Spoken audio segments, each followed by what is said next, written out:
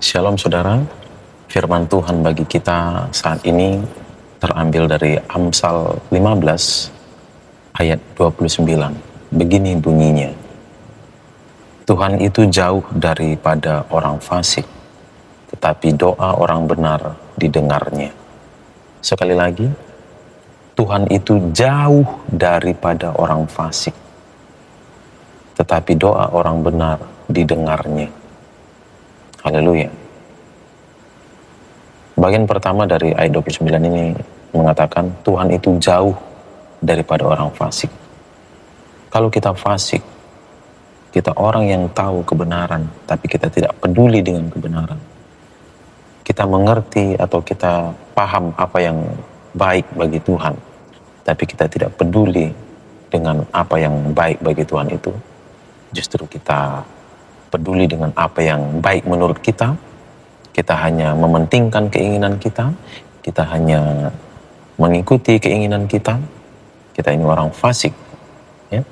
Dan terhadap orang fasik, Tuhan itu jauh. Tuhan jauh daripada orang fasik. Bukan karena Tuhan tidak peduli, tetapi karena kefasikan orang itu membuat Tuhan tidak berkenan terhadap dia. Bukan Tuhan tidak peduli terhadap orang fasik, tetapi karena manusia itu tidak mempedulikan Tuhan, maka sikapnya itulah yang membuat dia jauh dari Tuhan. Tuhan itu jauh daripada orang fasik. Maka dari itu, jangan kita menjadi orang fasik. Kalau kita tahu apa yang benar, kita lakukan yang benar. Kalau kita tahu kebenaran, kita hidupi kebenaran. Tetapi doa orang benar didengarnya. Haleluya. Doa orang benar didengar Tuhan. Jadi kalau kita berdoa dan kita mau Tuhan mendengar doa kita, maka kita harus mulai dengan hidup dalam kebenaran. Doa orang benar didengarnya. Apakah doa orang fasik tidak didengarnya? Tentu Tuhan mendengar semua doa. Tapi Tuhan hanya mengindahkan doa orang benar. Tentu Tuhan mendengar setiap suara, setiap seruan. Tapi Tuhan hanya mengindahkan doa orang benar. Sebab biasanya orang fasik hanya fokus kepada dirinya atau keinginannya.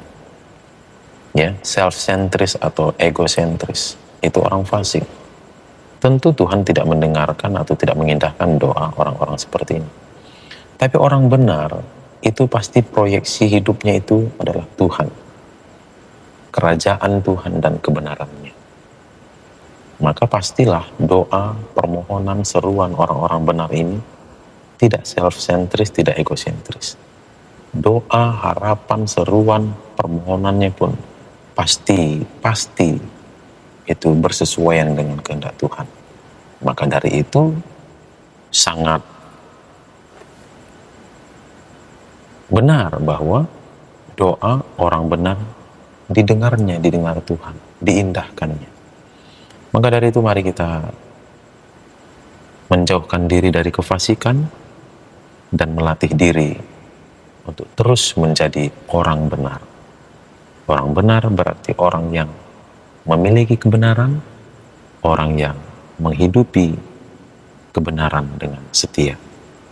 Orang yang benar adalah orang yang tidak hanya mengetahui kebenaran, tetapi juga dia mempraktikkan, memiliki, menghidupi, memegang teguh kebenaran, dan menjadikannya sebagai nilai-nilai hidupnya. Itulah orang yang benar. Hidup dalam kebenaran, apapun yang dia lakukan sesuai dengan kehendak Tuhan. Itulah orang benar. Orang-orang yang melakukan kebenaran, orang-orang yang melakukan dengan setia segala yang Tuhan kehendaki. Jauhkan diri dari kefasikan, usahakan diri untuk hidup selalu dalam kebenaran. Tuhan berkati. Shalom.